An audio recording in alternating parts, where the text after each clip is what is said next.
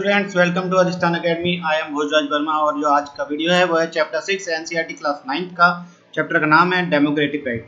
आइए शुरू करते हैं। सबसे पहले इंट्रोडक्शन देख लेते हैं। चैप्टर का इंट्रोडक्शन में हम क्या देखेंगे।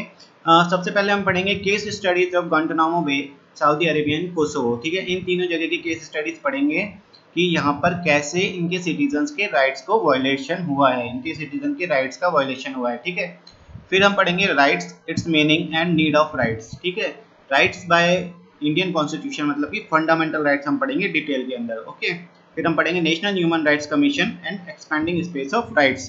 तो आज का जो पार्ट है, आज का जो ये फर्स्ट पार्ट है, इसके अंदर हम केवल केस स्टडीज पढ़ेंगे इन तीनों की, गुआंटानामो बे, सऊदी अरेबियन, कोसोवो की। तो आइए शुरू करते हैं। सबसे पहले गुआंटानामो बे की बात करते हैं। बे का मतलब क्या होता है भाई? बे का मतलब होता है खाड़ी। ठीक है तो ये कहाँ पर लोकेटेड है? ये एक पार्ट है अपने वर्ल्ड मैप का। यहाँ पर यूनाइटेड स्टेट्स है, United states of America, and ये है गल्फ ऑफ मैक्सिको। ठीक है, यहाँ पर क्यूबा है, क्यूबा के पास में एक खाड़ी है जिसका नाम है गुआंटानामो बे। ठीक है, अब इसके यहाँ इस बे के अंदर एक नेवल बेस है। ठीक है, नेवल बेस है किसका है? यूनाइटेड स्टेट्स का। ठीक है, यहाँ पर शिप्स रहते हैं यूनाइटेड स्टेट्स के और सबमरीन वगैरह रखते हैं ये लोग। और इसी नेवल बेस के अंदर एक जेल है, मतलब एक प्रिजन है। इस प्रिजन में कैदियों को रखते हैं ये लोग। ठीक है, तो क्या है गुआंटानामो बे? गुआंटानामो बे एक खाड़ी है क्यूबा के पास में, और वहाँ पर एक नेवल बेस है। किसका है? यूएस आर्मी का।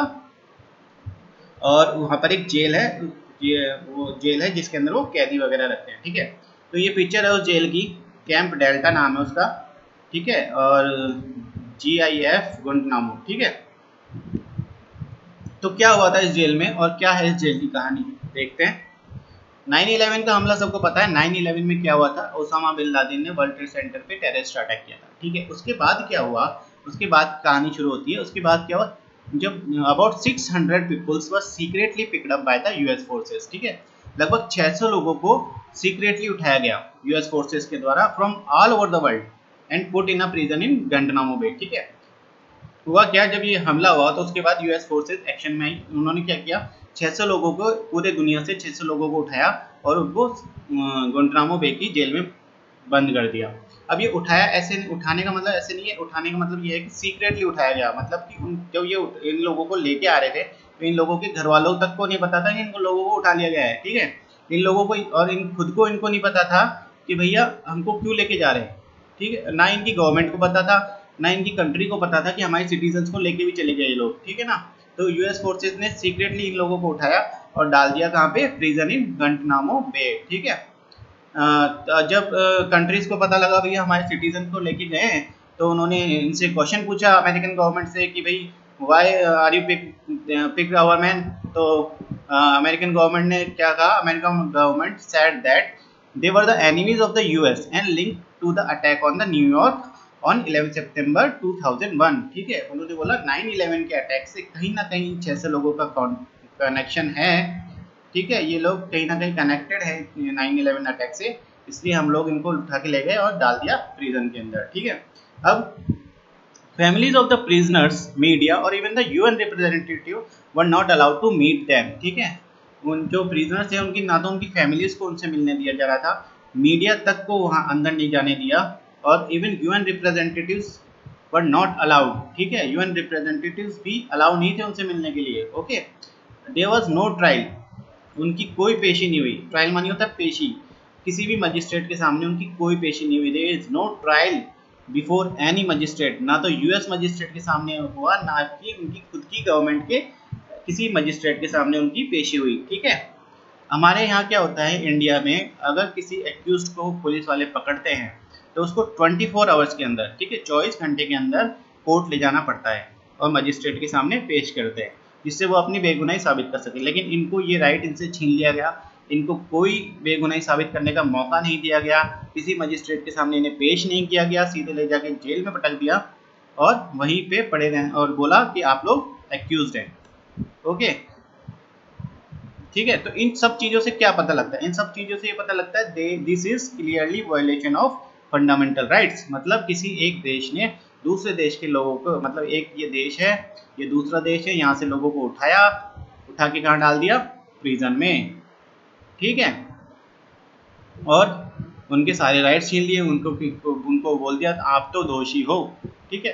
तो ये क्या हुआ, clearly violation of fundamental rights. अब क्या हुआ, एक ऑर्गेनाइजेशन है एमनेस्टी इंटरनेशनल, ठीक है, ये क्या है, ह्यूमन राइट्स के ऊपर काम करती है, ओके। तो इन्होंने जब सब कुछ पता लगाया क्या हुआ कैसे हुआ, तो इन्होंने रिपोर्ट दी यूनाइटेड नेशंस को, कि ये रिपोर्ट दी that the prisoners were being torture in ways that violated the US laws, मतलब कि प्रिजनर्स को सारे कानूनों को ताक पे रख के टॉर्चर किया जा रहा है वहाँ पे, ठीक है। मतलब यूएस के जो लॉज हैं उनको भी कोई, उनका भी कोई पालना नहीं हो रही, उनको टॉर्चर किया जा रहा है, ठीक है। Prisoners were not released even after they were declare not guilty, मतलब उनको ऑफिशियली डिक्लेयर नॉट गिल्टी, मतलब उन लोगों को जब ये बोल दिया गया कि हम बेगुनाह हैं, मतलब उन लोगों को ये डिक्लेयर हो चुके हैं कि वो लोग बेगुनाह हैं, तो भी उन्हें रिलीज नहीं किया गया, उन्हें जेल में रखा, ठीक है। 3-3, 4-4, 5-5 साल तक वो लोग जेल में पड़े रहे, ठीक है। अब ये सब देखने के बाद तो जो यूनाइटेड नेशंस के सेक्रेटरी जनरल थे, सेक्रेटरी जनरल जो यूनाइटेड नेशन के थे उस टाइम, उन्होंने बोला the prison in Guantanamo Bay should be close down, मतलब कि उस जेल को बंद कर देना चाहिए, जो ग्वांटानामो बे का जेल है उसे बंद कर दो।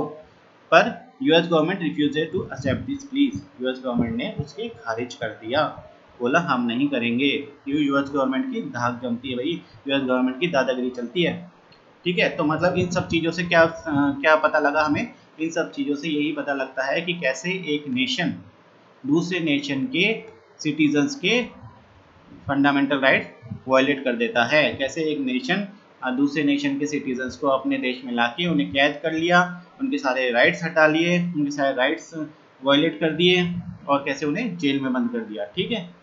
तो ये होता है। अब आप लोग सोचेंगे कि भाई ये तो सिटीजन्स थे दूसरे देश के, इसलिए ऐसा हो गया, कोई अपने देश के साथ ऐसे थोड़ी ना करता है। तो वो भी हम बताएंगे कि अपने देश के साथ भी ऐसा हुआ है, मतलब खुद के सिटीजन्स के साथ भी लोग ऐसे करते हैं। तो सबसे पहले एक बीच में एक ये देख लेते हैं, एक लेटर जो आपकी बुक में दे रखा है, ठीक है। ये लेटर है 9 ईयर ओल्ड एक बच्चा है, अनास जाबिल अल बन्ना, ठीक है। इसने लिखा है ये किसको लिखा है, मिस्टर टोनी ब्लेयर को, ठीक है। ये बहुत ही इमोशनल सा लेटर है, तो आइए पढ़ते हैं इसमें क्या लिखा है। Firstly how are you, I sent letters 2 years ago, why didn't you reply. तो इसने उनको ऐसे लिखा है कि आप कैसे हैं, और मैंने 2 साल पहले भी आपको लेटर लिखा था, आपने रिप्लाई नहीं दिया। वेयर इज माई फादर, मेरे पिताजी कहाँ पर हैं, और वो जेल में क्यों हैं, इतनी दूर उन्होंने ग्वांटानामो बे में हमसे इतनी दूर क्यों रखा गया है। I miss my dad so much, ठीक है। I have not seen my dad for 3 years, देखो 3 साल तक उसने अपने पिताजी को नहीं देखा, मतलब 3 साल तक उसके पिताजी को जेल में बंद रखा गया, ठीक है। I know my dad has not done anything, वो बोल रहा है मुझे पता है मेरे पिताजी ने कुछ नहीं किया, he is a good man. और फिर वो कुछ इमोशनल बातें बोलता है कि your children spend Christmas with you, but me and my brother and sister have spend Eid alone without our dad for 3 years, बोले 3 साल तक हमने अकेले में ही ईद मनाई है, आपके बच्चे तो आपके साथ क्रिसमस मनाते हैं, हम लोग तो अकेले में ईद मना रहे हैं। तो वो बोल रहा है कि प्लीज़ मेरे डैड को भेज दो। तो इस तरह का ये इमोशनल एक लेटर है, आपकी बुक में है। तो हमें इस सबसे ये पता लगता है कि कैसे दूसरे देश के लोग दूसरे देश के लोगों का राइट्स वायलेट कर लेते हैं। ठीक है, अब आप लोग कहेंगे ये तो दूसरे देश के थे भैया, ये तो सिटीजन थे दूसरे देश के, इसलिए आप लोगों ने इनके फंडामेंटल राइट्स वायलेट कर लिए। लेकिन अगर अपने ही देश के सिटीजन के कोई राइट वायलेट करे तो क्या होगा, ठीक है। तो सऊदी अरेबिया की कहानी हम पढ़ लेते हैं कि सऊदी अरेबिया के सिटीजन्स के क्या हाल है, मतलब उनके राइट्स किस तरह से, उनके राइट्स सारे उनके राइट्स खत्म करके क्या होता है, ठीक है। तो Saudi Arabia citizen right in Saudi Arabia, the country is ruled by a hereditary king, okay. तो वहाँ का क्या है रूल, क्या है वहाँ का हेरिडेटरी किंग, ठीक है। जो वहाँ हेरिडेटरी का मतलब क्या होता है, वंशवाद, ठीक है।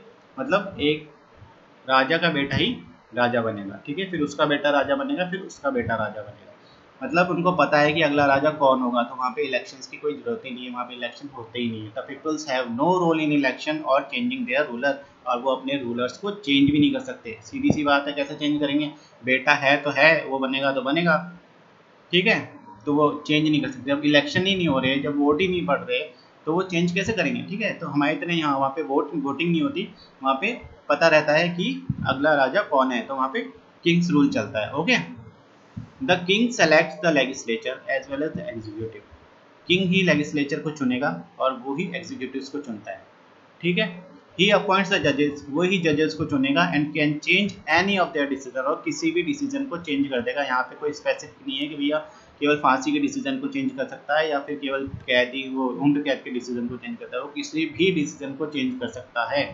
ठीक है, जजेस का कोई अपना डिसीजन ऐसा नहीं है, उनको किंग के डिसीजन पे चलना पड़ता है जजेस को भी। ठीक है, अगर किंग को पसंद नहीं आया तो किंग ने चेंज कर दिया तो कर दिया। ठीक है, तो किंग की चलती है, मतलब ये है कि the king selects the legislature, king ही लेजिस्लेचर को चुनेगा, किंग ही एग्जीक्यूटिव, जहाँ तक कि जजेस को भी किंग अपॉइंट करते हैं और उनके डिसीजन को भी चेंज करने का पूरा पूरा अधिकार है उनके पास। Citizen can not form political party, citizen कोई पॉलिटिकल पार्टी नहीं बना सकते, मतलब सिटीजन कोई नेतागिरी नहीं कर सकते।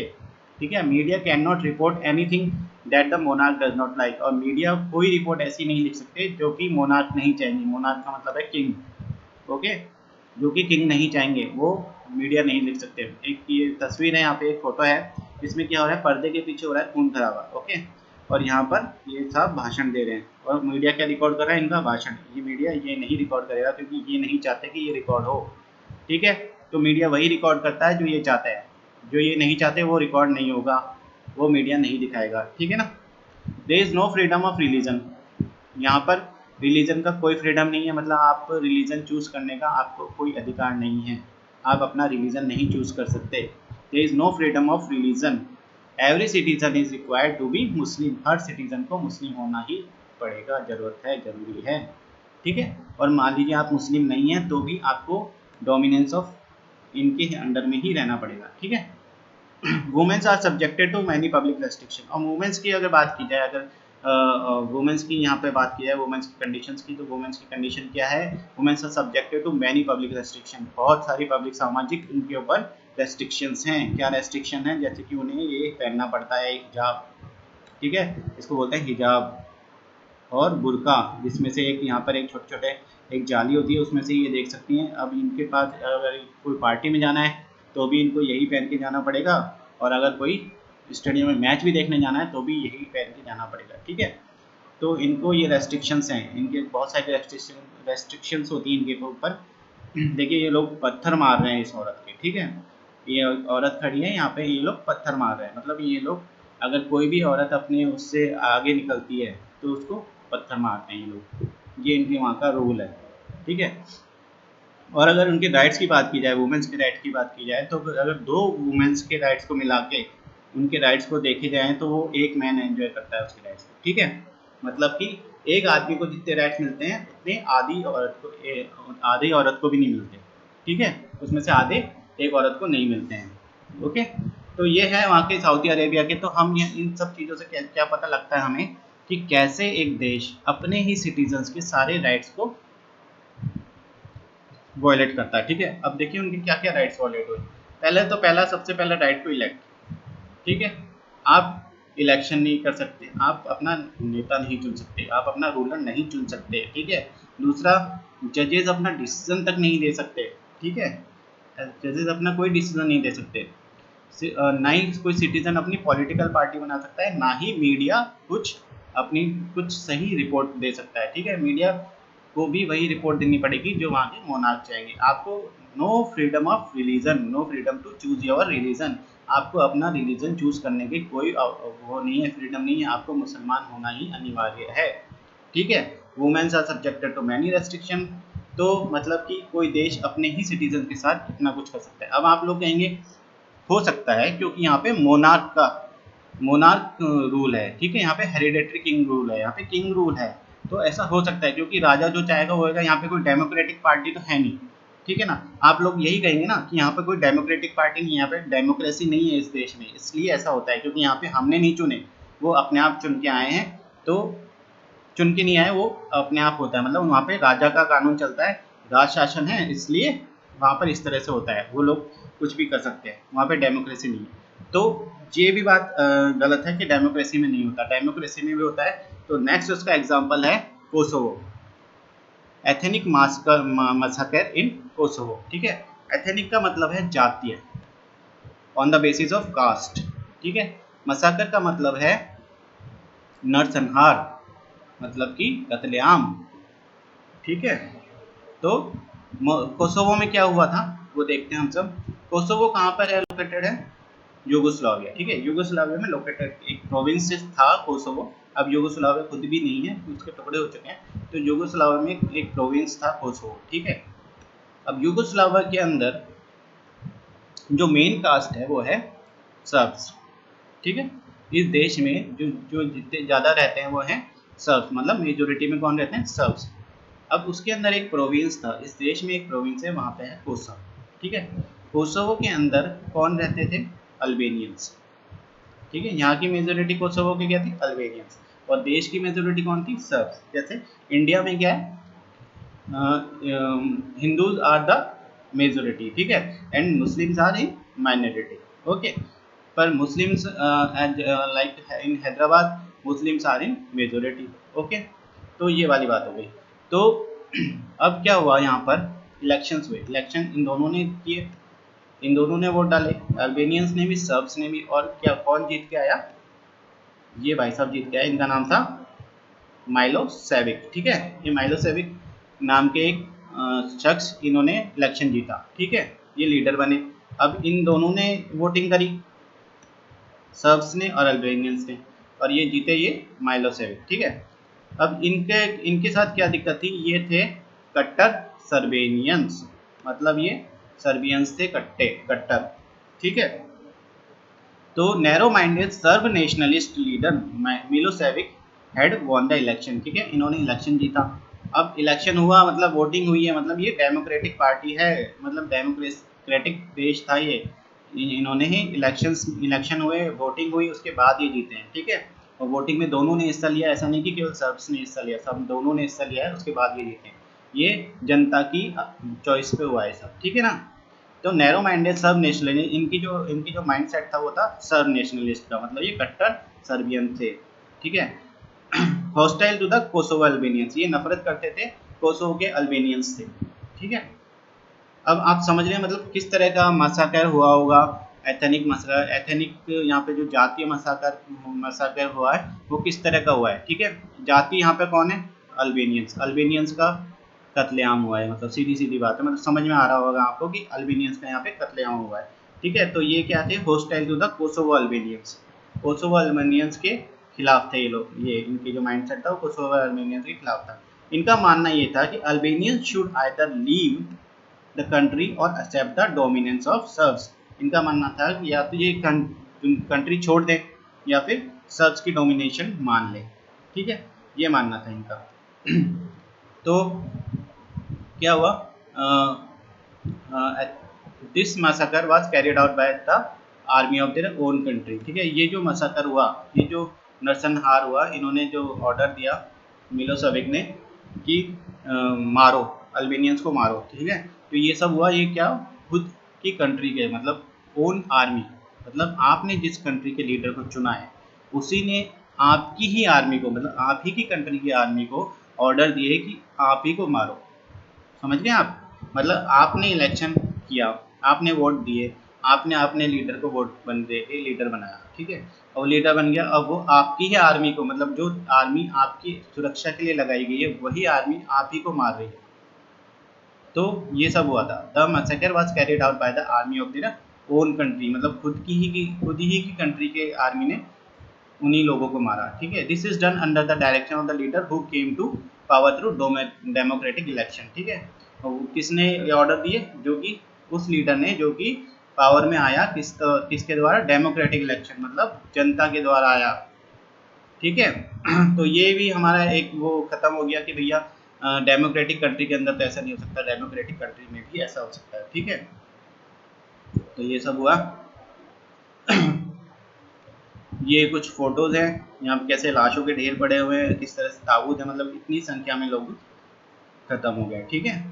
तो ये तीन तीन थे, तो इन तीनों से हमने क्या क्या क्या देखा, इन तीनों में हमने पहले हमने गुंटनामो बे में देखा कि भैया कैसे दूसरे देश के सिटीजन्स के राइट्स को वायलेट किया जाता है, ठीक है। फिर हमने देखा सऊदी अरेबिया में, सऊदी अरेबिया में क्या देखा हमने कि आप कि खुद के ही देश के राइट्स को किस तरह से लोगों के राइट्स को छीन लिए जाते हैं, ठीक है, कि आपको कोई राइट्स ही नहीं दिए जा रहे, ओके।